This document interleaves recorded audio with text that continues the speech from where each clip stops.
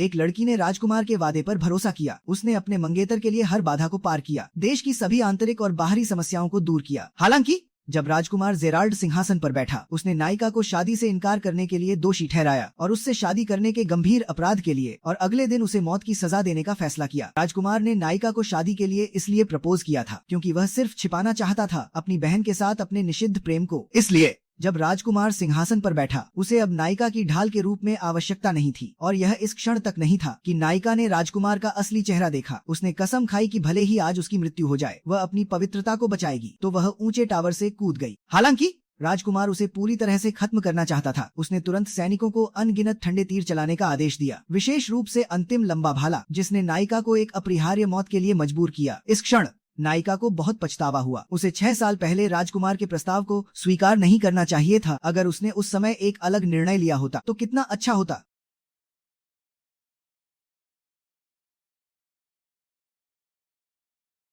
हालांकि इस क्षण दुनिया अचानक शांत हो गई। समय का पहिया तेजी से पीछे घूमने लगा। जब वह होश में आई, उसने अपने माता पिता की आवाज सुनी। वह 6 साल पहले वापस आ गई थी, जिस दिन राजकुमार ने उसे प्रपोज किया था। यह परिचित दृश्य और वही नाटक। पुनर्जन्मित नायिका ने बदलने का फैसला किया, भविष्य की दुखद नियति को। तो उसने इस महल से भागने का फैसला किया, लेकिन जैसे ही वह बालकनी पर पहुंची, राजकुमार जेराल्ड तुरंत उसके पीछे आ गया। उसके हाथ में एक गुलाब था। नायिका जानती थी कि वह उसे प्रपोज करने वाला था। यह देखकर उसने तुरंत अपने माता पिता की चिंता का बहाना बनाया और उस व्यक्ति से दूर भाग गई। लेकिन नायिका जानती थी कि राजकुमार से पूरी तरह छुटकारा पाने के लिए उसे एक ऐसा कारण खोजना होगा जिससे वह सार्वजनिक रूप से शादी का प्रस्ताव न रख सके। राजकुमार को धीरे धीरे उसके पास आते देख नायिका ने तुरंत एक भाग्यशाली व्यक्ति को पकड़ा और फिर सभी के सामने कहा कि उसे इस व्यक्ति से पहली नजर में प्यार हो गया था। इससे राजकुमार का चेहरा तुरंत काला पड़ गया।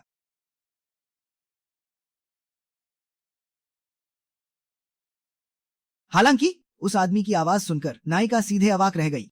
हालांकि उसकी अंतर्ज्ञान के अनुसार उस व्यक्ति को चुनना गलत नहीं था, लेकिन उसके जीवन के दृष्टिकोण से यह बहुत गलत था, क्योंकि यह आदमी न केवल पड़ोसी राज्य का राजकुमार हेडीज था, बल्कि 6 साल बाद वह अपनी क्रूर शक्ति का उपयोग करेगा और अपने राज्य को आग की लपटों में डुबो देगा। लेकिन नायिका की धारणा के विपरीत इस क्षण वह व्यक्ति बहुत मासूम लग रहा था। वह न केवल उसके सामने सम्मानपूर्वक घुटने टेक रहा था, बल्कि उसे शांत रहने के लिए भी कह रहा था। इस भारी विरोधाभास का सामना करते हुए भले ही उसने एक जीवन जिया था, वह अनियंत्रित रूप से बेहोश हो गई। जब वह जागी तो वह एक अजीब कमरे में थी, लेकिन इससे पहले कि वह स्थिति को समझ पाती, हेडीज प्रकट हुआ और उसका पहला वाक्य आश्चर्यजनक था। वह नायिका से एक बार फिर उसे प्रपोज करने के लिए कहना चाहता था, सिर्फ यह पुष्टि करने के लिए कि क्या वह सपना देख रहा था। जैसे ही नायिका अवाक थी, एक स्मृति भी अचानक उसके दिमाग में तैरने लगी। पिछले जीवन में भले ही उसने हेडीज से ज्यादा संपर्क नहीं किया था, लेकिन वह जानती थी कि वह बहुत क्रूर और निर्दयी था। युद्ध के दौरान उसने किसी को नहीं बख्शा, चाहे वह पुरुष हो, महिला हो, बूढ़ा हो या बच्चा। जहाँ भी वह जाता सब कुछ नष्ट हो जाता। हालांकि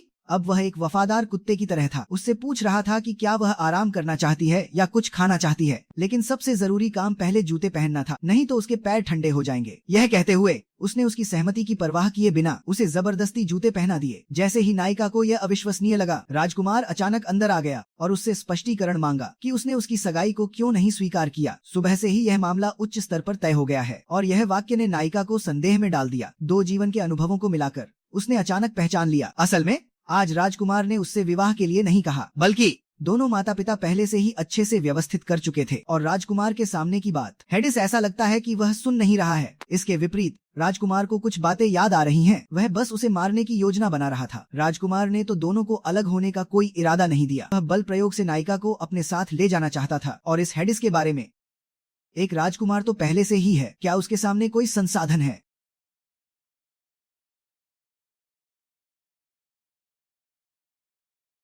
तो इस तरह हेडिस ने नायिका को बड़े जोर से धक्का दे दिया। वह नायिका को एक बार फिर से संभालने लगा। वह स्पष्ट रूप से नहीं चाहता कि राजकुमार उसे छोड़ दे, या तो वह सीधे वापस लौटने की योजना बना रहा है। नायिका भी सहमत है या नहीं। एक सेकंड में उसने जादू से जहाज पर चढ़ने का इरादा किया, फिर शुरुआत की तो इस तरह अचानक बाहर निकल आया। साथ ही उसने कुछ कपड़े भी निकाल लिए ताकि नायिका पहन सके। हालांकि वह स्पष्ट नहीं है कि वह कैसे कपड़े पहनती है, लेकिन नायिका नहीं कह सकती और नहीं पूछ सकती। वर्तमान का मुद्दा है कि वह अचानक भेड़िए के मुंह में जा रही है। वह वास्तव में ऐसा कैसे कर सकती है और उसके साथ की स्थिति बिल्कुल विपरीत है। हेडिस को पूरी तरह से कोई पहचान नहीं है, तो इस तरह वह हमेशा नायिका की सेवा कर रहा है। एक बार उसने नायिका को चाय पीने दिया, एक बार उसने नायिका को अंडे की मिठाई दी, बाद में वह नायिका की सबसे प्रिय बन गई। हालांकि ऐसा लगता है कि ऐसा होना भी गलत नहीं है, लेकिन इस समय वह अचानक एक सवाल उठाती है, तो यह हेडिस क्यों उसे इतना पसंद करता है? स्पष्ट रूप से यह विवाह कैसे हो सकता है? यह तो दो लोगों के बीच की उम्र के बड़े अंतर की बात है और हेडिस इसे बहुत सही मानता है। कठिनाई से कहने की बात तो यह नायिका की उम्र है। अगर वह फिर से छोटी होकर 3 साल की हो जाती है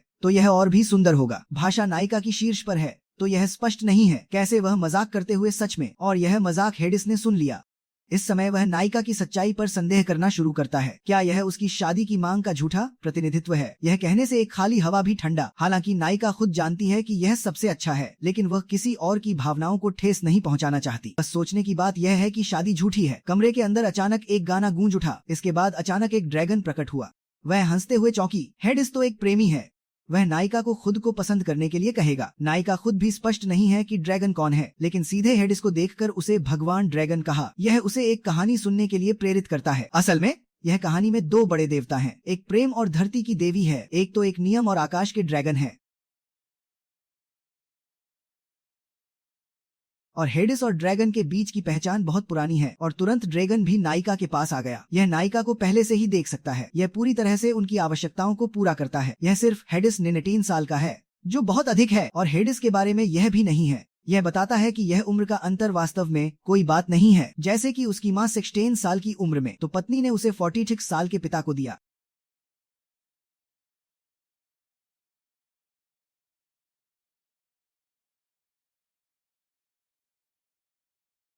और यह बात हेडिस को गलत कर देगी। सोचने का मतलब यह नहीं है कि वह नायिका की उम्मीद तक नहीं पहुंचता और फिर एक बार सोचने पर शादी झूठी है। वह भी कभी कभी बहुत निराश होता है। हालांकि यह एक क्षणिक सपना है, लेकिन वह फिर भी कहेगा। यह केवल पहली बार है जब किसी ने कहा उसे एक जीवन जीने की जरूरत है ताकि वह खुश हो सके। फिर से यह कहने में जिम्मेदारी होगी कि नायिका वापस चली जाएगी। इस समय नायिका अचानक पहचानती है यह नायिका नहीं है जो फिर से उस जादुई पुरुष के हाथ में है, और वह कहती है शादी की मांग का उपयोग करके हेडिस फिर से उसे अब जरूरत नहीं है। तो वह अब जो कर रहा है वह राजकुमार के साथ है। जब मैं हेडिस को देखता हूँ तो वह बुरा आदमी नहीं लगता, लेकिन यह बहुत जल्दी है नायिका के लिए निर्णय लेना। तो यह एक नाटक है सच में हेडिस से शादी करने के लिए, और वह उसकी बातों के लिए जिम्मेदार होगा। लेकिन हेडिस नायिका के लिए अभी भी मजाक कर रहा है। एक भरी हुई बात करने वाली महिला। वास्तव में उसके पास एक चेहरा है जो जिम्मेदारी लेता है। इस बीच नायिका ने सोचा दोनों के बीच एक जीवन भर की बातचीत। जब वे अपनी मातृभूमि की लड़ाई हार गए, वह चाहता था कि वह खुद को एक दानव बना ले। फिर हेडिस ने सेना छोड़ दी। उस समय जो भी उसे सबसे गहरा एक वाक्य दे।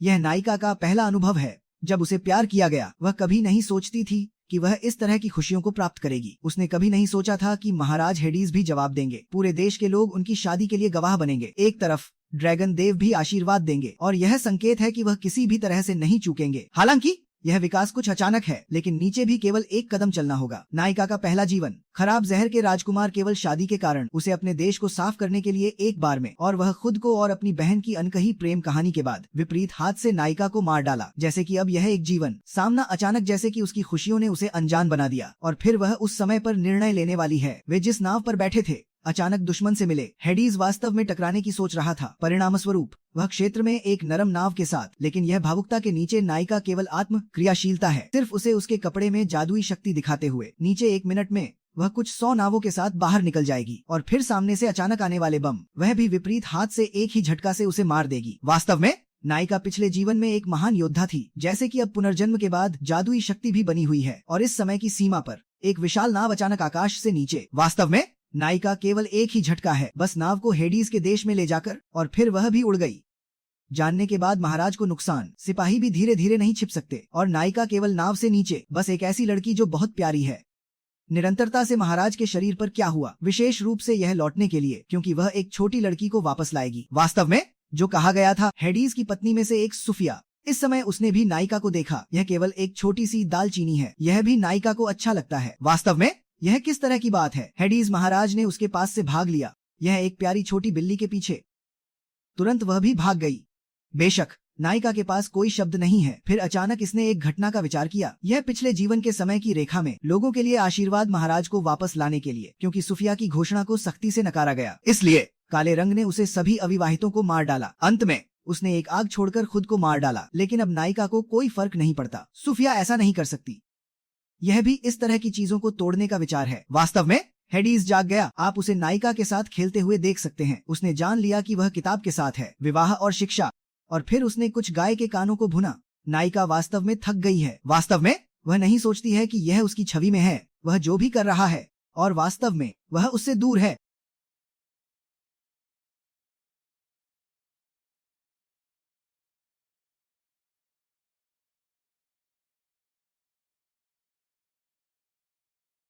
उसने एक झटका दिया। हेडीज ने सही बात शुरू की। वह नायिका को बताता है कि वे क्या करेंगे। यह बहुत संभव है कि यह बर्लिन के हस्ताक्षर हैं। विपरीत में कुछ विचार हैं। वास्तव में वह महाराज है, बस इसलिए कि वह दबाव में है। और यह सुनकर नायिका भी उत्सुक हो गई, क्योंकि चाहे वह पिछला जीवन हो या वर्तमान, वह कभी नहीं समझ पाई कि शापित होने का क्या मतलब है।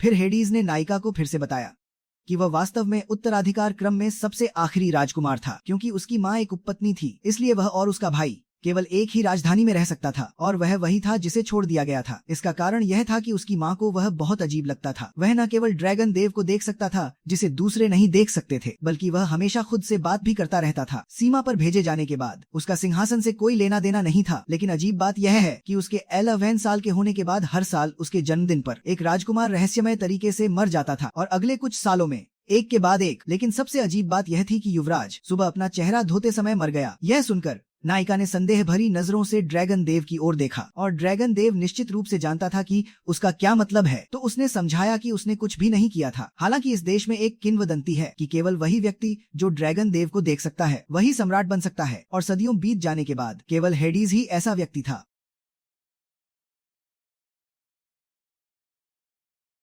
फिर हेडीज ने समझाना जारी रखा कि अजीब घटनाओं की एक श्रृंखला ने उसके पिता को आखिरकार कुछ गलत होने का एहसास कराया, और निश्चित रूप से उसे युवराज बनाने के बाद यह अजीब घटना भी रुक गई। हालांकि इससे भी अजीब बात यह थी कि उसके पिता ने उसे युवराज बनाने के बाद अचानक गायब हो गए। यहाँ तक कि उसकी माँ भी राज्याभिषेक के दिन अचानक मर गई। तो लोगों के बीच 1 से 10, 10 से 100 की बात फैल गई, और इस तरह शापित सम्राट का जन्म हुआ। हालांकि शुक्र है कि उसका एकमात्र बचा हुआ भाई उसका बहुत समर्थन करता था, और उसने दूसरों को भी मना लिया, जिससे पहले देश में स्थिति अपेक्षाकृत शांत रही। यह सुनकर नायिका को भी अचानक सब समझ में आ गया। यह वही अच्छा भाई था जिसके बारे में वह बात कर रहा था। लेकिन हेडीज को अभी भी इसका एहसास नहीं हुआ था। उसने बस नायिका को बताया कि अब उसे अपने शाप के बारे में चिंता करने की जरूरत नहीं है, क्योंकि अब उसके पास नायिका है जो ड्रैगन देव को भी देख सकती है। एक पत्नी के रूप में उसका शाप शायद दूर हो जाएगा। लेकिन साथ ही उसने चुपचाप एक वाक्य और जोड़ा।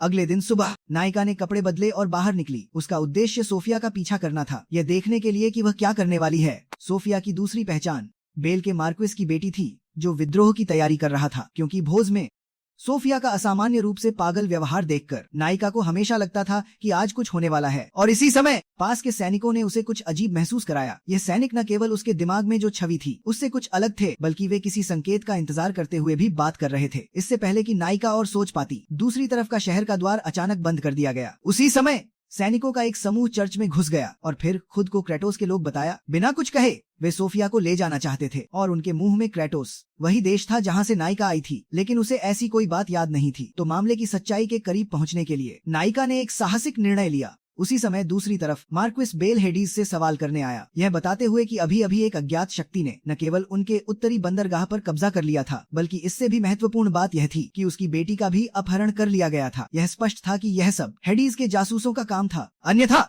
चीजें इतनी संयोग से कैसे हो सकती थीं? वेन्याह हेडीज से क्या आता है, यह अभी भी अनजान है। बेलरफोन क्या सोच रहा है? क्या वह जानता है कि वह इस स्थिति का जिम्मेदार है? लेकिन दामन उत्तर की ओर है। उसके द्वारा नियंत्रण के बाद हेडीज भी तब स्पष्ट हो गया था उसके उद्देश्य यह सहमति के लिए उसके द्वारा प्रस्तुत शर्तों के बारे में है, लेकिन संबंधित यदि वास्तविकता की सच्चाई और उसके द्वारा कहे गए शब्दों में असमानता है, हेडीज को खुद के लिए कार्य करने की अनुमति देनी चाहिए। उसे ऊपर की दर्दनाक शर्तें एक ही समय में छोटे काले घर में सफिया और महिला दोनों को यहाँ लाया गया, लेकिन महिला को जानबूझकर पकड़ा गया। उसका उद्देश्य इस मशीन को चलाने के लिए है, यह उसकी सफिया से पूछने के लिए है कि आज यहाँ क्या हो रहा है। सफिया ने महिला को पहचान नहीं पाया, यह उसकी सलाह के लिए बहुत भावुक है। यह पूरी तरह से अनियंत्रित स्थिति में एकदम स्पष्ट है। असल में यह उसके पिता बेलरफॉन है, उसने उसे यहाँ बुलाया। यह केवल इसलिए है कि वह अचानक दुश्मन के लोगों द्वारा पकड़ी गई और उसकी भाषा से महिला ने उसे पूरी तरह से अपने पिता के शरीर पर नहीं सोचा। एकमात्र समस्या यह है, डर है कि कल फिर कभी हेडीज को नहीं देख पाएंगे। असल में जब वह पहले सभी लोगों द्वारा अकेली खड़ी थी, हेडीज ने उसे बाहर निकालने की कोशिश की। हालांकि भावनाएं कुछ अजीब हैं। पहली बार मिलने पर उसने उससे पूछा कि क्या उसके पास कोई पूर्वी दिशा है। वह केवल वास्तविकता में क्या कह रही है यह नहीं देखती, लेकिन वह नहीं जानती कि क्या। पिता ने उसे धीरे धीरे सलाह दी। यह ठीक है कि हेडीज उसके प्रति क्या स्थिति रखता है। अभी हाल ही में उसने अंततः सहन नहीं किया। परिणाम यह है कि वह अचानक अस्वीकृति का सामना करती है। कारण यह है कि वह 14 साल से कम नहीं है। हालांकि यह उसे और अधिक निश्चित बनाता है, लेकिन यह भी उसे एक घटना के लिए अधिक निश्चित बनाता है। वह केवल सफिया की असली प्रकृति नहीं है, यह केवल उसके पिता द्वारा निर्मित एक वस्तु है। यह भी इस समय है और 2 लोग पकड़े गए, लेकिन जब 2 लोगों के रूप को देखा, महिला अचानक डर गई। यह केवल वास्तव में किलातोस लोग हैं और अधिक महत्वपूर्ण यह है कि दोनों लोग उसके लिए सबसे विश्वसनीय हैं। यह केवल एक पल है जब वह बहने लगती है, क्योंकि दोनों लोग पिछले जीवन में पहले ही मर चुके हैं। यह भी ठीक है। महिला सोचती है कि भविष्य में 6 साल बाद बहुत से रिश्तेदार खो देंगे। यह ठीक है कि इस समय यह सब अभी तक नहीं हुआ है। यह उसकी सोचने के लिए है। महिला अंततः पहचानती है कि खुद को पुनर्जन्म के बाद क्या करना है। वह महिला को उठाने के लिए मजबूर करती है। वह केवल उसे दोनों हाथों से धीरे धीरे उपयोग करती है। दोनों हाथों के बीच की स्थिति जैसे खेल के उपकरण की तरह होती है। यह स्थिति एक पृष्ठ को 3 लोगों के बीच से हिलाने की अनुमति नहीं देती, लेकिन महिला के पास समय नहीं है। संगठन के लिए उसे उनके साथ हल करने का प्रयास करना चाहिए। महिला को पकड़ने के लिए उसकी आंखों से आंसू बहते हैं। शुरू करने और लोगों के विश्लेषण करने के लिए उस समय का क्षेत्र। पहले यह निश्चित है कि उत्तर की ओर के सैनिकों में बड़ी मात्रा में धारा घुल गई। वे सैनिकों के शरीर की पहचान के लिए बड़े दरवाजे बंद कर दिए। छोटे गांव और बंदरगाह के बीच का अंतर, और उसी समय बेलरफॉन की बेटी को पकड़ लिया। यह एक व्यक्ति की गुणवत्ता को पकड़ने के लिए बंदरगाह है। इस समय सफिया ने भी कहा कि जब पकड़ी गई, यह स्थिति अंधेरे में है जो सम्राट के साथ है। वैन्याह लोगों के सामने स्पष्ट हो गया। इस पृष्ठ के पीछे के निर्माता निश्चित रूप से बेलरफॉन है। यह केवल आज की घटना है जो बहुत अधिक संयोग है। सम्राट हेडीज ने ठीक से एक अदृश्य महिला को लाया। सफिया ने ठीक से इस दिशा में प्रकट किया। कई सैनिकों को फिर से बंदरगाह से बाहर निकाल दिया गया। इस प्रकार के संयोग ने बेलरफॉन के उद्देश्य को छिपा दिया। यह केवल उत्तर की ओर की सेना की सुरक्षा के लिए है, फिर अपने सैनिकों को लेकर, और इसके लिए इस खेल को और अधिक सच्चा बनाना। बेलरफॉन ने भी अपनी बेटी सफिया को नहीं छोड़ा और नाम को हेडीज के साथ लाने के लिए। यहाँ सफिया पूरी तरह से परेशान हो गई, क्योंकि वह अपने पिता को इस तरह से समझती है। यह केवल इसलिए है कि वह थकावट से मुक्त नहीं है। सफिया ने उन्हें तेजी से भागने के लिए मजबूर किया। उसने प्रवाह जादूगरों को खींच लिया। वह खुद को बेरलफ की बेटी के रूप में अच्छी तरह से पहचानती है। वे निश्चित रूप से खुद को नीचे रखने की हिम्मत नहीं करते, और वह और महाराज भी चाय के अच्छे दोस्त हैं। जब तक वह इस मामले के बारे में पूरी तरह से सच नहीं बताएगी, तब तक वह हेडीज को नहीं छोड़ने वाली। इस समय महिला मुख्य ने एक जीवन का अनुभव किया। हर बार जब वह किमिला और किमिला के लिए क्यों आती है, वे हमेशा नहीं खुलते हैं, क्योंकि सिफिया ने अंडरवर्ल्ड के विकास के नीचे। फिर भी वह सफलतापूर्वक अन्य लोगों को भागने में मदद करती है, लेकिन वह फिर भी अपने पिता द्वारा लाए गए सभी बलों से प्रभावित होती है। और यह डरावना बस आज रात के समारोह में है, क्योंकि सिफिया ने अन्य अविवाहितों को मारने का कारण बना दिया। यह इस पहले से तय मामले को बदलने के लिए है। महिला मुख्य भी पत्ते नहीं छिपा रही है। सीधे तौर पर उसने बेरलफ की बेटी के मुंह में आकर और यह भी बताता है कि वहाँ लोग अभी भी पलटवार कर रहे हैं। यह महिला मुख्य के लिए एक मेला खोलने के लिए है। पहले उस उत्तरी सेना को मुक्त करना होगा, फिर वह प्रतिकूल हाथों से वापस लौटेगी। दूसरा नियम यह है कि सिफिया को सुरक्षित रखना है। हालांकि वह महत्वपूर्ण व्यक्ति हो सकती है। एक बार वह यहाँ मर गई तो सभी बेरलफ की उम्मीदें भी उसी तरह से टूट गईं। महिला मुख्य फिर भी सिफिया की रक्षा करेगी, लेकिन उसके पास भी एक अनियंत्रित अनुरोध है। तो यह सिफिया की उम्मीद के बाद वह अपने पिता द्वारा किए गए एक भी गलत कार्य को नियंत्रित कर सकती है। सामना करना इतना कठिन निर्णय। सिफिया का दिल तेजी से धड़कने लगा।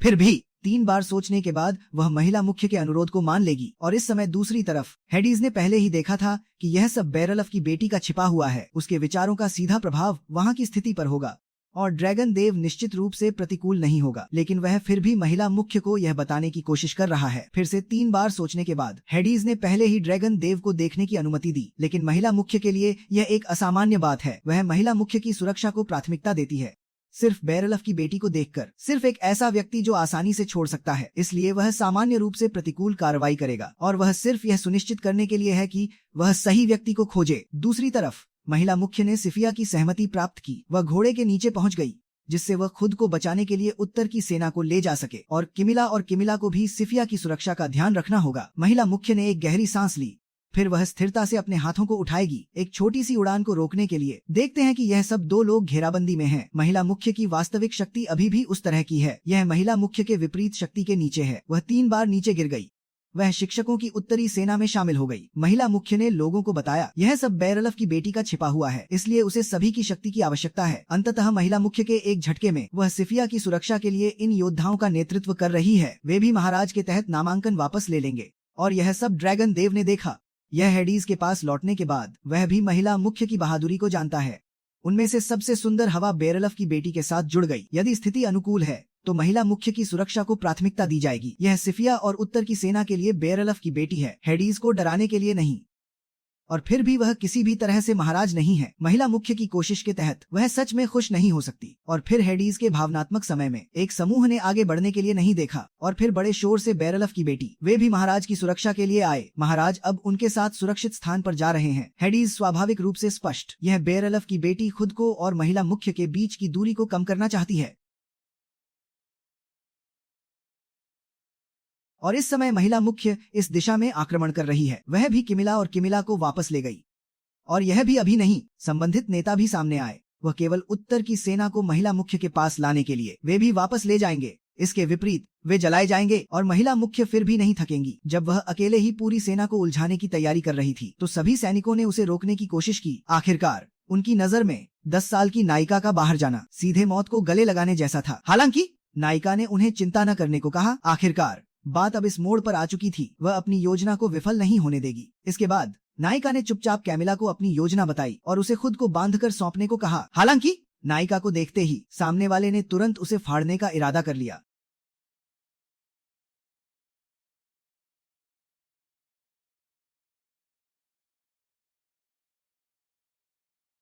नतीजा यह हुआ कि नायिका के एक थप्पड़ से पूरी सेना लकवाग्रस्त हो गई। इतना ही नहीं, उनके बंदरगाह पर मौजूद सभी जहाज भी उत्तरी सेना द्वारा नष्ट कर दिए गए। इस तरह उनके पास पीछे हटने का कोई रास्ता नहीं बचा। लेकिन उन्हें उम्मीद नहीं थी कि नेता अभी भी घबराया नहीं था, क्योंकि उसके पास अभी भी एक हत्यारा चाल थी। वह चर्च का पादरी था, जो सोफिया को पल भर में मार सकता था। हालांकि वह गलत अनुमान लगा बैठा था, क्योंकि नायिका ने पहले ही व्यवस्था कर ली थी। घुड़सवार पादरी पर लगातार नजर रखे हुए थे। इस तरह नायिका ने पूरी जीत हासिल की। हार तय देखकर नेता ने भी स्वीकार कर लिया कि वह मार्क्विस बेल के आदेश पर बंदरगाह पर कब्जा करने आया था। मार्क्विस बेल के आदेश पर बंदरगाह पर कब्जा करने आया था। लेकिन तभी मार्क्विस बेल अपनी निजी सेना के साथ वहां आ पहुंचा, और उसने सभी को चर्च के मुख्य द्वार पर घेर लिया। और उसका उद्देश्य भी बहुत सरल था, वह यहाँ के सभी लोगों को मारना चाहता था, जिसमें उसकी अपनी बेटी भी शामिल थी। इस तरह बाद में जो कुछ भी होता वह उसी के नियंत्रण में होता, और उसके पास इतना आत्मविश्वास होने का कारण सिर्फ दिखावा नहीं था। जैसे ही उसने अपना हाथ हिलाया, एक विशाल ड्रैगन आकाश में प्रकट हुआ। नायिका जानती थी कि अब खतरा है। अगर उसने इस विशाल ड्रैगन का सीधे सामना नहीं किया तो वह चर्च को राख में बदल देगा। हालांकि इसी संकट के क्षण में विशाल ड्रैगन अचानक कांपते हुए जमीन पर गिर पड़ा। और अगर यह पूछा जाए कि ऐसा क्यों हुआ, तो निश्चित रूप से यह ड्रैगन सम्राट के रूप में नायक था, जो अपनी पत्नी को बचाने आया था।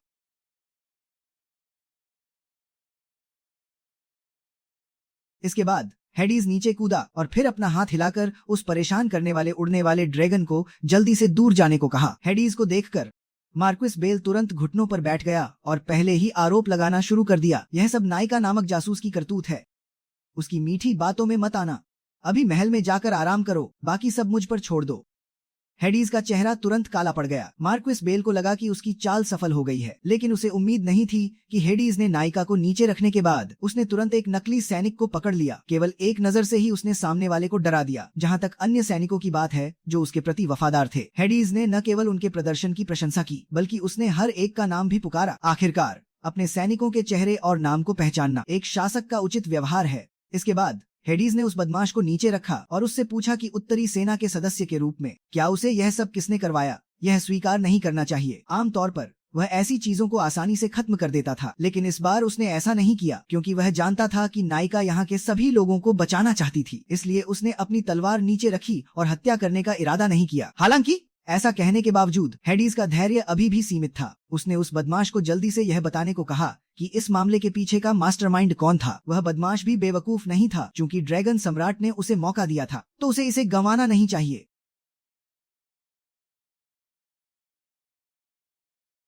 इस क्षण उत्तरी सेना में घुसे सभी बदमाश हेडीज के शक्तिशाली आभा से डरकर तुरंत नरम पड़ गए। बदमाशों के नेता ने कहा कि उसका नाम युगुओ था और अब से वह केवल ड्रैगन सम्राट के आदेशों का पालन करेगा। इसके बाद उसने बताया कि इस योजना के पीछे का मास्टरमाइंड मार्क्विस बेल था। संतोषजनक जवाब मिलने के बाद हेडीज ने मार्क्विस बेल को बताया कि उसकी पत्नी निर्दोष थी, इसलिए अब वह सुनना चाहता था कि मार्क्विस बेल क्या कहेगा। हालांकि जिद्दी मार्क्विस बेल अभी भी बहाना बनाना चाहता था।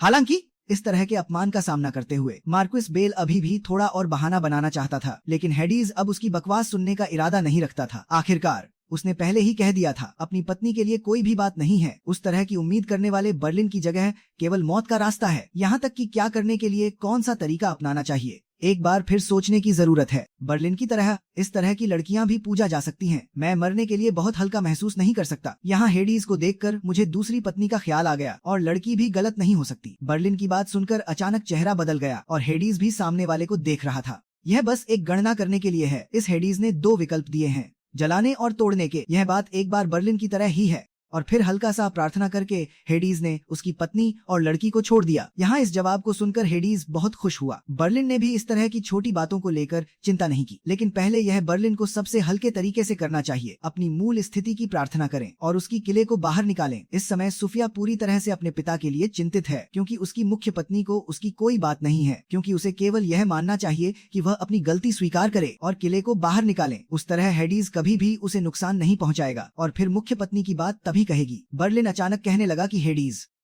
जैसे कि तुम इस तरह अपनी माँ को ऊपर लाने वाले हो, यह सच में बहुत अच्छा है। और फिर ऊपर की स्थिति में तुमने कितने लोगों को मारा है और कितने लोगों को नुकसान पहुंचाया है? क्या तुम्हारे दिल में कोई संख्या नहीं है? बस खुद की सुरक्षा के लिए सोचने की बात है। तुम्हें इस तरह की शाही दबाव का सामना नहीं करना चाहिए। और फिर पूरे राज्य में बिल्कुल कोई उम्मीद नहीं है कि तुम शासन करोगे, और बिल्कुल कोई उम्मीद नहीं है कि तुम जीवित रहोगे। यहाँ इस लड़की ने आग लगाई।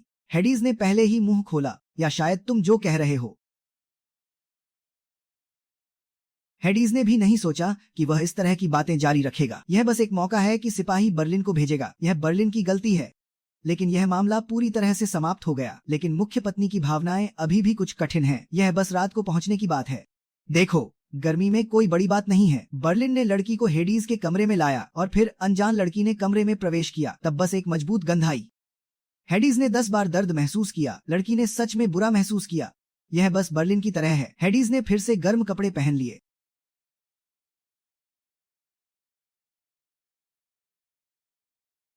लड़की ने सच में अंधेरे में प्रवेश किया। बर्लिन को कोई समस्या नहीं थी, लेकिन एक सेब की तरह यह एक तोड़ने वाला व्यक्ति है। यह एक पन्ना है जो हेडीज को हंसाने वाला है। मैंने नहीं सोचा कि लड़की सच में इतनी कमजोर है। हेडीज ने लड़की को बिस्तर पर बैठा दिया और फिर 10 बार धैर्य से उसे कैसे तोड़ना है, इस तरह की चिपचिपी प्रक्रिया। लड़की ने सच में एक झलक देखी। यह बस उसने कहा, क्या तुम खरगोश करोगे? हालांकि वह मुंह से कह रही है, लेकिन अंदर से वह बहुत चाहती है कि वह इन चीजों को करे। और फिर लड़की ने नहीं सोचा, हेडीज ने सच में उसे बाहर निकाल दिया। क्या यह वास्तव में वही है जो कहा जाता है? वास्तव में कोई भी आशीर्वाद नहीं है। यह बस मीठा और खट्टा स्वाद है। यह कहने के लिए फिर से कह सकते हैं, हेडीज के कारण यह होगा। यह बस उस तरह की चीजें हैं जो अन्य भाई बहन को खुद से ज्यादा पसंद हैं। यह सुनकर इस लड़की के अंदर भी अच्छा नहीं है। यह बस उसे हेडीज के पास लाने वाला है। बर्लिन ने उसे भी पी लिया। अपनी जिम्मेदारी को समझना भी स्वाभाविक है। हेडीज के प्यारे चेहरे को देखते हुए लड़की भी खुश होकर हंस पड़ी। बस उसके सिर को घुमाते ही उसने धन्यवाद कहा, क्योंकि सफेद दिन की कुछ धारा और बर्लिन के लिए हेडीज पूरी तरह से ठीक हो सकता है।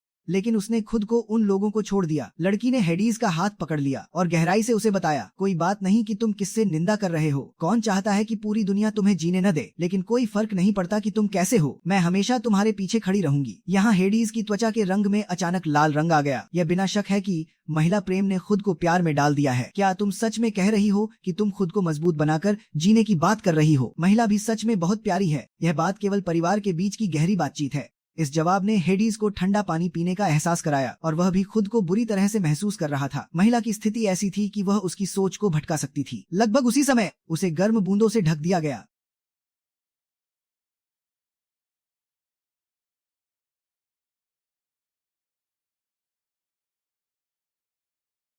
इस अचानक से जैसे कि वह एक भाग्यशाली महिला में बदल गई। पूर्व जीवन का राजकुमार उसे सबसे डरावनी क्षति का अनुभव करवा रहा था, इसलिए एक समय में वह कुछ ऐसा महसूस कर रही थी कि वह दूसरों को स्वीकार नहीं कर सकती। बस इस तरह वह सोचते सोचते सो गई। हेडीज एक परिपक्व महिला की तरह सो रही थी। वह खुद को उस व्यक्ति के प्यार में पाने की उम्मीद कर रही थी। एक पल में दूसरे दिन की सुबह आ गई। हेडीज ने महिला के लिए एक कानून का प्रस्ताव रखा। यह महिला को अच्छा खाने के लिए प्रेरित कर सकता है, तो अब तुम्हें मुझे प्यार करना चाहिए। यह सुनकर महिला ने फिर से ध्यान दिया। यह स्पष्ट नहीं है कि इस विषय पर हेडीज को कितनी बार चर्चा करनी चाहिए। जवाब तो निश्चित रूप से महिला के सहमति के लिए है और हाल ही में महिला ने खुद को ठंडा करने के लिए देखा।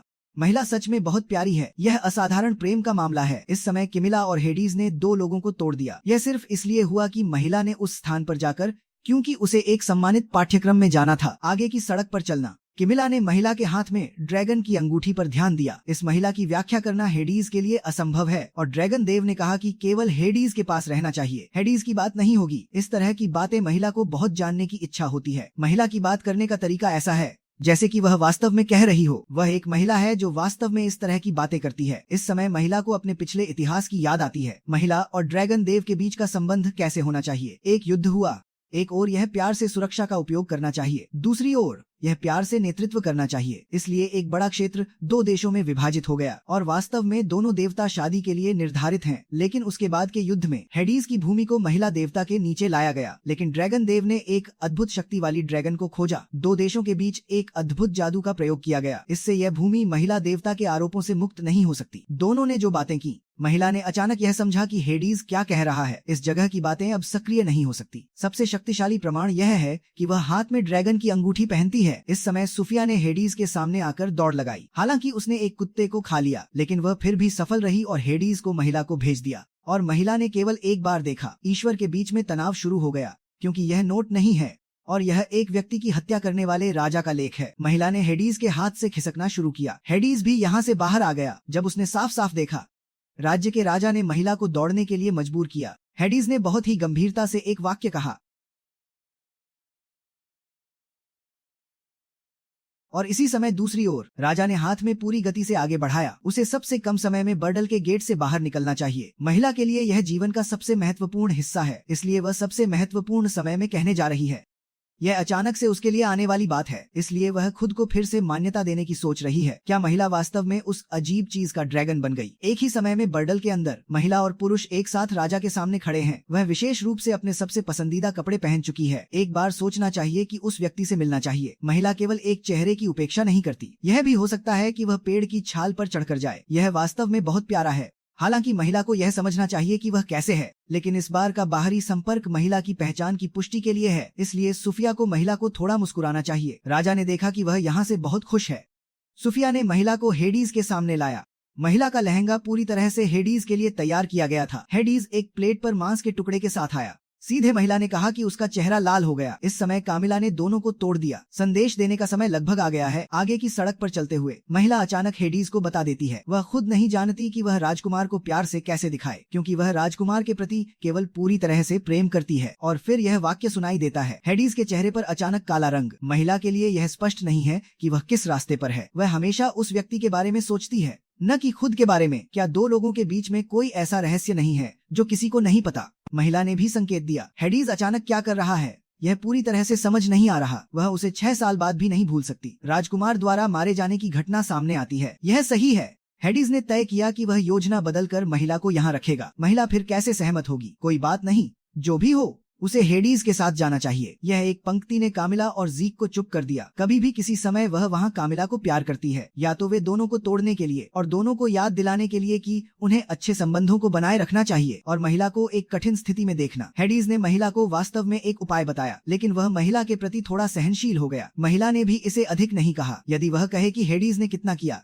वह कभी भी जीवित नहीं रहेगी। या तो महिला के फिर से 3 बार प्रमाणित होने पर हेडीज ने महिला को पहले से ही याद दिलाया। फिर उसने उसे पकड़ लिया, सीधे एक बार उसे गले लगा लिया।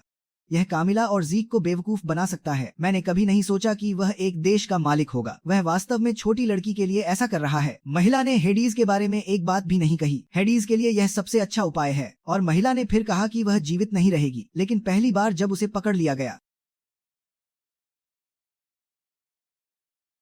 कामिला ने हेडीज को पकड़ लिया और राजकुमार से मिलना। राजकुमार ने एक बार फिर महिला से कुछ सवाल पूछने का सोचा। महिला ने एक बार फिर कहा और उसने कहा कि वह उसके साथ नहीं है। हेडीज ने भी व्यस्तता में कहा। यह दर्शाता है कि वह अभी भी महिला के साथ है, इसलिए उनके वर्तमान मनोबल में कुछ भी अच्छा नहीं है। यह राजकुमार के लिए भी कुछ जिम्मेदारियां हैं। हेडीज ने अचानक कहा, महिला को वापस ले जाने का प्रयास करें। तब वह खुद को बहुत अधिक दौड़ने के लिए मजबूर कर रही है। परिणाम यह है कि न केवल उसे एक कान का छिद्र मिला, और उसने फिर से कहा कि वह उसे संदेह में डाल रहा है। क्या वह वास्तव में उसके प्यार पर विश्वास नहीं कर रही है? यहाँ महिला को सुनकर हेडीज को क्यों उसे जीवन में लाना चाहिए? फिर भी यह बहुत अच्छा नहीं है। और राजकुमार ने भी नहीं सोचा। ड्रैगन देव ने महिला के प्रति नकारात्मकता दिखाई, इसलिए वह भी अच्छा नहीं कहता, बस यह कहने के लिए कि वह महिला को छोड़ दे। राजकुमार ने फिर से पुराने शब्दों को कहा, वह स्पष्ट नहीं है। दो लोगों के बीच की शादी पहले से ही तय हो चुकी है। अपने आप को अपनी पत्नी के रूप में, यह केवल समय का सवाल है। जैसे कि महिला को क्यों ड्रैगन देव के लिए अपने परिवार और परंपरा को छोड़ दें। महिला निश्चित रूप से उसे भविष्य की बात नहीं बता सकती, और अधिक क्या हालात निकटतम समय में है। वह इस समय हेडीज की अधिक आवश्यकता महसूस कर रही है। महिला ने राजकुमार को स्पष्ट किया और कहा, यह हेडीज को बताने के लिए है कि महिला को चाहिए। राजकुमार ने हेडीज को शादी के नियमों के बारे में बताया। इसके अलावा यह 14 साल से कम उम्र की महिलाओं के लिए है, और भी जादुई होना चाहिए, और ड्रैगन देव की उपस्थिति देखी जा सकती है। और ये सभी नियम, यह केवल आत्म नियंत्रण के लिए है। इससे पहले कि वह कहे, क्या यह केवल महिला को बताने के लिए है? ड्रैगन सम्राट के अभिशाप को रोकना असंभव था। उसी समय उसने मार्क्विस के विद्रोह के बारे में भी सुना। वह जानता था कि ड्रैगन सम्राट ने मार्क्विस को मौत के घाट नहीं उतारा था। यह जनता को विश्वास दिलाने के लिए था कि वह शापित सम्राट नहीं है। लेकिन अगर मार्क्विस की गलती से मौत हो जाती है तो क्या होगा? हालांकि जैसे ही उसने बात खत्म की, हेडीज को अपने अधीनस्थ से एक तत्काल रिपोर्ट मिली। मार्क्विस बेल ने जेल में खुद को फांसी लगा ली थी। इसके बाद कैमिला ने नायिका को विस्तृत जानकारी दी, और सोफिया भी शव की पुष्टि करने जा रही थी। अब शहर में अफवाहें फैल रही थीं कि यह सब ड्रैगन सम्राट का अभिशाप था। नायिका जानती थी कि यह सब उस दुष्ट राजकुमार का काम था। मार्क्विस बेल की मौत का इस्तेमाल करके उसे शापित ड्रैगन सम्राट पर हमला करने का बहाना मिल गया। आखिरकार उसके भविष्य के बारे में जो वह जानती थी, वह इसी तरह से मर गई थी। इस समय कैमिला ने अचानक नायिका को बताया कि देवी की किंवदंती का एक दूसरा भाग भी था। उस समय जादू की ढाल ने सम्राट को देवी के अभिशाप से बचाया था। देवी को इससे गुस्सा आया। वह जानती थी कि उसके असली रूप को ढाल द्वारा बाहर रखा जाएगा, इसलिए उसने खुद को एक काली भाले में बदल दिया और किसी को उसे अंदर लाने दिया। नायिका जानती थी कि यह शाही युग से चली आ रही पवित्र भाला थी। यह सुनकर जीक भी हैरान रह गया। उसे लगा था कि यह कहानी ड्रैगन सम्राट की स्वर्गीय तलवार की तरह ही है, बस एक सामान्य किंवदंती। इसके बाद कैमिला मुख्य विषय पर लौट आई, यह बताते हुए कि काली भाला समुद्र पार कर गई और सफलतापूर्वक ड्रैगन गॉड साम्राज्य में प्रवेश कर गई, और जादू साम्राज्य के लोग ने काली भाले को उस समय के ड्रैगन सम्राट और महारानी को भेंट किया। लेकिन अप्रत्याशित रूप से काली भाले ने खुद ही ड्रैगन महारानी को छेद दिया। ड्रैगन महारानी को एहसास हुआ कि काली भाला ही देवी थी, इसलिए उसने अपने जीवन की कीमत पर देवी को अपनी छाया में फंसा लिया। इसके बाद जादू की ढाल पूरी तरह से गायब हो गई और देवी फिर कभी मानव रूप में वापस नहीं आ सकी। सम्राट पर अभिशाप भी इसी तरह से गायब हो गया। इस समय सोफिया जेल से वापस आ गई। उसके हाथ में अचानक एक काली भाला दिखाई दी।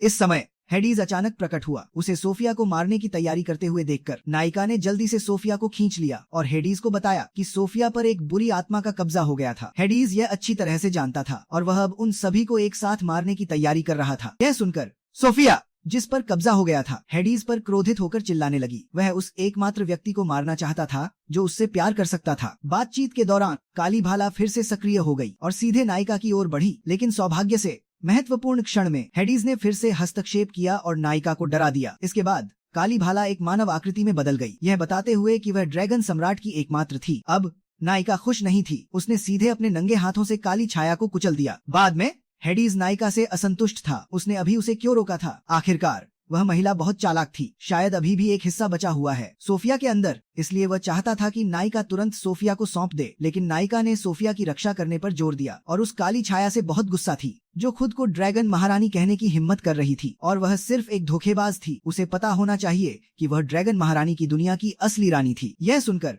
हेडीज नायिका का सामना करने की हिम्मत नहीं कर रहा था। उसने कभी नहीं सोचा था कि उस पर बेवफाई का आरोप लगाया जाएगा, और वह भी उस व्यक्ति के मुंह से जो उससे बिल्कुल प्यार नहीं करता था। यह सुनकर नायिका मौके पर ही अवाक रह गई और कोई जवाब नहीं दे पाई। इसके तुरंत बाद हेडीज ने मौके पर ही आदेश दिया कि शहर की सभी महिलाओं को महल में इकट्ठा किया जाए, विशेष रूप से 14 वर्ष से अधिक उम्र की महिलाएं। यदि कोई अवज्ञा करता है तो उसे मौके पर ही मार दिया जाएगा। यदि कोई विरोध करने की हिम्मत करता है तो उसे देशद्रोह का दोषी माना जाएगा। इस तरह के कठोर उपाय ने नायिका को चिंतित कर दिया कि यह जनता के विरोध को भड़काएगा। लेकिन इस समय हेडीज को अब इन बातों की परवाह नहीं थी। आखिरकार एक बार जब काली परछाई को एक उपयुक्त पात्र मिल जाता है तो शायद पूरा शहर विनाश के कगार पर आ जाएगा। यह सुनकर नायिका को आखिरकार ज्ञान प्राप्त हुआ। देवी जो अपने मूल रूप में वापस नहीं आ सकती थी, वह शक्ति थी जो 14 साल की उम्र में जागृत हुई थी, और ड्रैगन सम्राट केवल 14 साल से कम उम्र के विवाह साथी चाहता था। यह रोलेक्स के कारण भी नहीं था, बल्कि इसलिए कि इस उम्र का व्यक्ति कभी भी देवी का पात्र नहीं बन सकता। बाद में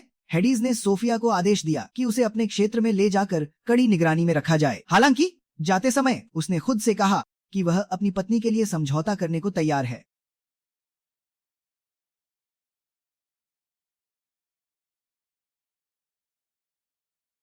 एक बार जब उसने अपना गुस्सा निकाल लिया तो नायिका को ड्रैगन भगवान और देवी की किंवदंती के बारे में पता चला। यह सच था और अब वह दो देवताओं के बीच फंसी हुई थी। यह सोचकर कि हेडीज ने उसके लिए कितना कुछ किया है, नायिका हेडीज से माफी मांगने गई, लेकिन जैसे ही उसने दरवाजा खोला उसने हेडीज को उसे ढूंढते हुए पाया। दोनों को अजीब तरह से झिझकते हुए देखकर ड्रैगन भगवान ने उसे नायिका से माफी मांगने को कहा। हेडीज ने घमंड से कहा कि उसने कोई गलती नहीं की है, लेकिन उसे डर था कि अगर उसने माफी नहीं मांगी तो नायिका उसे नापसंद करेगी। इस समय नायिका ने हेडीज का हाथ पकड़ा। उसने देखा कि घाव अभी तक ठीक नहीं हुए थे, तो उसने उसे अंदर खींचने और जादू से ठीक करने का फैसला किया। लेकिन हेडीज ने उससे कहा कि वह उसके प्रति इतनी कोमल न हो, इससे उसे पता नहीं चलेगा कि कैसे प्रतिक्रिया देनी है। नायिका ने भी शिकायत की कि वह हमेशा ऐसा ही रहता है। वह नहीं चाहता कि वह उसे नापसंद करे, लेकिन वह चाहता है कि वह उसे पसंद करे, लेकिन वह कभी भी उसके करीब आने को तैयार नहीं होता। उसने कभी उसका नाम भी नहीं लिया।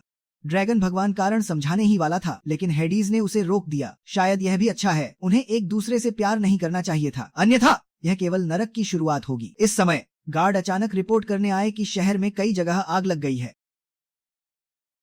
ड्रैगन भगवान ने नायिका की रक्षा की, जबकि उसने उन सभी गार्डों को मार डाला जिनकी नीयत खराब थी। भले ही वे केवल अपनी बेटी की रक्षा करना और उसे वापस पाना चाहते थे, लेकिन हेडीज ने पहले ही कहा था कि वह ऐसा उनकी रक्षा के लिए कर रहा है। हालांकि वह जानता था कि कोई भी उसकी बात पर विश्वास नहीं करेगा। वह यह भी जानता था कि वे हिंसक निवासी उसका सिर चाहते थे, तो उसने आदेश दिया कि हर कीमत पर आग बुझाई जाए। बाकी समस्याओं से वह खुद निपटेगा। यह दुनिया का सबसे सुरक्षित क्षेत्र है। मुझे खेद है, तितली। हालांकि हेडीज ने नायिका को अपने क्षेत्र में सुरक्षित कर लिया था, लेकिन नायिका ने अपने पिछले जीवन की यादों के माध्यम से पहले ही अनुमान लगा लिया था कि आग लगाने की योजना उस कमीने राजकुमार ने बनाई थी। इसलिए उसने तुरंत कैमिला और जीक को तैयार रहने के लिए भेजा, और जैसा कि अपेक्षित था, जब वे नायिका द्वारा बताए गए स्थान पर पहुंचे तो उन्होंने पाया कि आग लगने के स्थान मार्क्विस बेल की पिछली योजना के समान थे, और लोगों का एक समूह लगातार भीड़ को ड्रैगन सम्राट के खिलाफ भड़का रहा था। जल्द ही उन्होंने देखा कि काले कपड़े पहने लोगों का एक समूह तेजी से पीछे हट रहा था। ध्यान से देखने पर मार्क्विस बेल, जिसे मर जाना चाहिए था, न केवल वहां था बल्कि कमीने राजकुमार भी उनका नेतृत्व कर रहा था। जाहिर है उन्होंने अपना काम पूरा कर लिया था और जहाज से भागने की तैयारी कर रहे थे। दूसरी ओर ड्रैगन भगवान ने नायिका से चिंता न करने को कहा, क्योंकि अगर हेडीज कार्रवाई करना चाहता था तो वह इस शहर को पल भर में राख में बदल सकता था। बेशक अगर उसने ऐसा किया तो वह अब से भी अधिक अकेला हो जाएगा। फिर ड्रैगन भगवान ने नायिका को बताया कि अब जो काली परछाई दिखाई दी है वह देवी की आत्मा का केवल एक हिस्सा है, इसलिए उसे खुद को पुनर्जीवित करने के लिए 14 साल की महिला को एक पात्र के रूप में चाहिए। भले ही पात्र एक उपयुक्त साथी न हो, वह फिर भी दूसरे को नियंत्रित कर सकती है, और सोफिया बाद वाली श्रेणी में आती है। नायिका के लिए वह हेडीज की रक्षा करने वाली प्रेम की जादुई ढाल है, क्योंकि प्रेम की देवी क्रेटोस एक बार जब वह किसी से प्यार करती है वह अपनी इच्छा के अनुसार कुछ भी करने के लिए पागल हो जाएगी, और उसका लक्ष्य ड्रैगन सम्राट से शादी करना है। नायिका ने ड्रैगन भगवान से पूछा कि क्या वह देवी से शादी नहीं कर सकता। इस पर ड्रैगन भगवान ने कहा कि यह संभव नहीं है, क्योंकि देवी का लक्ष्य हेडीज है, जो उसका पुनर्जन्म है, और वह ड्रैगन सम्राट की रक्षा करने वाले हथियार के रूप में हेडीज को किसी अन्य हथियार से शादी करने की अनुमति नहीं दे सकती। इसके अलावा भले ही हेडीज ने काली परछाई से शादी कर ली हो, देवी के विकृत व्यक्तित्व के कारण आखिरकार वह अपनी पूर्व पत्नी की मौजूदगी को बर्दाश्त नहीं कर सकती। यह सुनकर नायिका और भी भ्रमित हो गई। अगर वह हेडीज की जादुई ढाल है तो उसे अब क्यों बंद कर दिया गया है? आखिरकार अगर वह ब्लैक गन को अपने शरीर में प्रवेश करने देती है और फिर किंवदंती के अनुसार खुद को स्वर्गीय तलवार से मार देती है तो क्या सब कुछ पूरी तरह से समाप्त नहीं हो जाएगा? ड्रैगन देव ने नायिका के जवाब की पुष्टि की। उसी समय वह अपने असली रूप में वापस आ गया। तो ड्रैगन देव ही किंवदंती की स्वर्गीय तलवार है और नायिका को मारने का सबसे महत्वपूर्ण हथियार भी। अब वह नायिका की रक्षा क्यों कर रहा है, इसका कारण भी स्पष्ट है, जवाब भी बहुत स्पष्ट है। हेडीज को वास्तव में नायिका से प्यार हो गया है। हालांकि शुरुआत में उसका इरादा नायिका का इस्तेमाल करना था, लेकिन बाद में एक साथ समय बिताने के बाद हेडीज को एहसास हुआ कि उसे वास्तव में नायिका से प्यार हो गया है, इसलिए वह किसी भी कीमत पर नायिका की रक्षा करना चाहता है। यह सुनकर नायिका ने भी अपना मन बना लिया। चूंकि केवल स्वर्गीय तलवार ही देवी को हरा सकती है, तो वह स्वर्गीय तलवार का उपयोग करके देवी को क्यों नहीं हरा सकती। यह सुनकर ड्रैगन देव को लगा कि नायिका मजाक कर रही है, लेकिन नायिका ने उसे बताया कि वह भविष्य देख सकती है। इस घटना के कारण हेडीज ने बेलबर्ग को राख में बदल दिया था, इसलिए उसके भाई और राजकुमार जेराल्ड ने साम्राज्य पर हमला करने के लिए एक बहाना ढूंढ लिया और हेडीज ने अपने लोगों की रक्षा के लिए बड़े पैमाने पर हत्याएं की। लेकिन बदले में उसे अपने लोगों की गपशप और अलगाव मिला। अब उसे इस भविष्य को बदलने का मौका मिला है, इसलिए नायिका ने ड्रैगन देव से मदद मांगी। बेशक अगर योजना विफल हो जाती है तो वह ड्रैगन देव को अपना जीवन देने को तैयार है, ताकि वह खुद को देवी के साथ मार सके।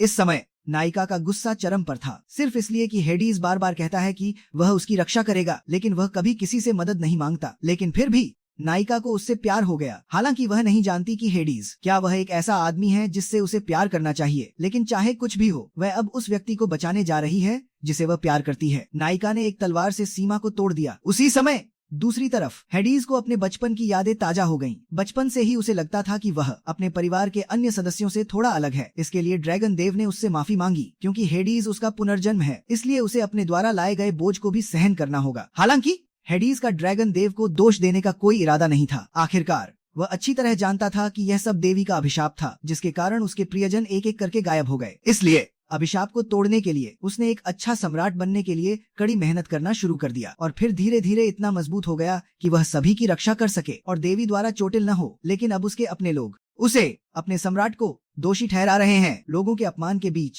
हेडीज का दिल डगमगाने लगा। वह अच्छी तरह जानता था कि हर कोई उसके बड़े भाई की तरह है, जो वास्तव में उससे नफरत करता है और यहाँ तक कि उसे जीवित भी नहीं देखना चाहता। यह सोचकर हेडीज और भी भ्रमित हो गया। क्या उसे अब रुक जाना चाहिए भविष्य के सुंदर भ्रम के लिए? क्या अब समय आ गया है कि वह खुद ही सब कुछ नष्ट कर दे? इस मामले में परिणाम यहाँ पहुँच गया, लेकिन हेडीज ने उसे बस ले जाने दिया। सभी सैनिकों को बंदरगाह पर वापस ले जाओ, वह अगले मामले को अकेले संभालेगा। लेकिन जैसे ही हेडीज ने फैसला किया कि क्या कार्रवाई करनी है, अचानक घंटी की आवाज ने उसके विचारों को बाधित कर दिया। यह नायिका थी जो यहाँ आई थी। उसने घंटी की आवाज से सभी का ध्यान आकर्षित किया। उसने स्वर्गीय तलवार उठाई और फिर जोर से घोषणा करना शुरू कर दिया कि वह हेडीज की असली पत्नी है और देवी को अभिशाप बंद करने के लिए कहा, अन्य महिलाओं और शहरों को जलाने से अगर कुछ होता है तो उसे ड्रैगन क्वीन के पास आना चाहिए। यह सुनकर हेडीज मौके पर ही स्तब्ध रह गया। उसने उम्मीद नहीं की थी कि नायिका कहेगी कि वह उसकी रक्षा करेगी। खुद को खुश महसूस करना ही सब कुछ है और नायिका ने जानबूझकर देवी को जोर से उकसाया। यह सब लोगों को यह बताने के लिए था कि आग और अभिशाप सब देवी का काम था। दूसरी ओर कैमिला मार्क्विस बेल को गिरफ्तार कर रही थी और हेडीज ने भी नायिका के उकसावे को महसूस किया। सीधे जहाज से बाहर निकलकर दूर उड़ गया। तभी हेडीज को होश आया और ड्रैगन देव और नायिका से पूछा कि वे यहाँ क्यों आए हैं। नायिका ने उसे चुप रहने और झगड़ा न करने के लिए कहा। वह बाद में उसे पीटेगी। अगर वह पिटना नहीं चाहता है तो उसे वह करना चाहिए जो एक सम्राट को करना चाहिए। जहाँ तक देवी की बात है, उसे सौंप दो। जैसे ही उसने बात खत्म की, हेडीज नायिका की ओर बहुत तेजी से झपटा।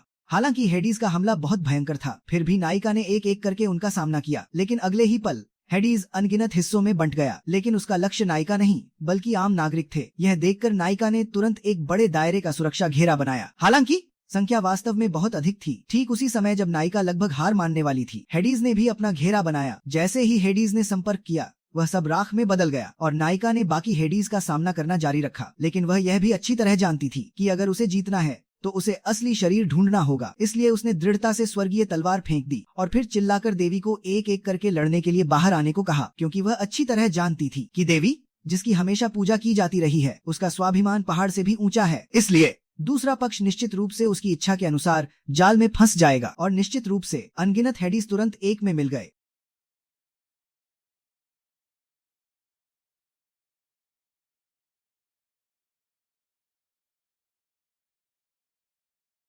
यह सुनकर नायिका तुरंत समझ गई कि उस समय समय को पीछे करने वाली देवी क्रेटोस ही थी। लेकिन भले ही वही दृश्य फिर से दिखाई दे, वह निश्चित रूप से उस समय की अपनी हार को नहीं दोहराएगी। आखिरकार अब वह उस समय की भोली भाली लड़की नहीं है, बल्कि हेडीज की ड्रैगन रानी है। कहते ही उसने हेडीज को उठा लिया और फिर एक लात से उसे 2 हिस्सों में बांट दिया और उसे चेतावनी दी कि वह फिर कभी किसी और के पति को परेशान न करे, और उसे जोर से बाहर फेंक दिया। हालांकि उसने देवी को सफलतापूर्वक हल कर लिया, लेकिन नायिका भी बहुत अधिक जादू खर्च करने के कारण लगभग बेहोश हो गई थी। लेकिन तभी एक हाथ ने उसे पकड़ लिया और यह व्यक्ति कोई और नहीं बल्कि दुष्ट राजकुमार था। उसने घोषणा की कि वह नायिका को वापस ले जाएगा। मुझे लगता है कि उसकी बहन भी नायिका को स्वीकार कर सकती है। तभी कैमिला और जीक ठीक समय पर पहुंचे, यह देखकर कि नायिका उनकी बहुत परवाह करती है। दुष्ट राजकुमार ने नायिका को उनकी जान से धमकाने का फैसला किया, लेकिन सौभाग्य से हेडीज ने समय पर हस्तक्षेप किया और नायिका को दुष्ट राजकुमार के हाथों से सफलतापूर्वक बचाया। लेकिन तभी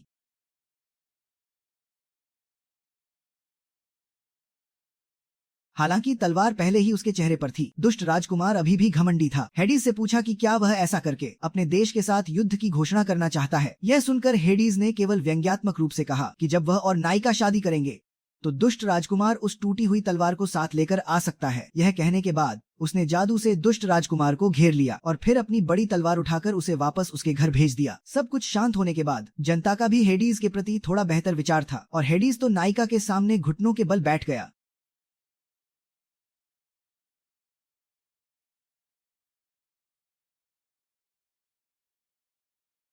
हेडीज की घोषणा सुनकर नायिका बहुत खुश हुई, लेकिन जैसे ही वह जवाब देने वाली थी, उसे अचानक याद आया कि पहले वाला केवल उसका उपयोग करना चाहता था। नायिका को बहुत बुरा लगा, इसलिए उसने जानबूझकर कहा कि वह वास्तव में उससे अलग होना चाहती है। यह सुनकर हेडीज का दिल तुरंत धड़कना बंद हो गया। उसने नायिका को यह कहते हुए बिल्कुल नहीं सुना कि वह वास्तव में उसे भी बहुत पसंद करती है। शाम होने तक जब हेडीज जागा तो उसने बेहोश होने पर नायिका की घोषणा सुनी थी, लेकिन अब वह नायिका को खुद एक बार फिर से कहते हुए सुनना चाहता था। लेकिन शर्मीली नायिका निश्चित रूप से सहमत नहीं हुई। उसने यह भी कहा कि उसने पहले ही नियम बना लिए थे कि वह दिन में केवल 3 बार ही घोषणा करेगी, और जब नायिका शर्माते हुए बकवास कर रही थी, वह वास्तव में बहुत प्यारी थी।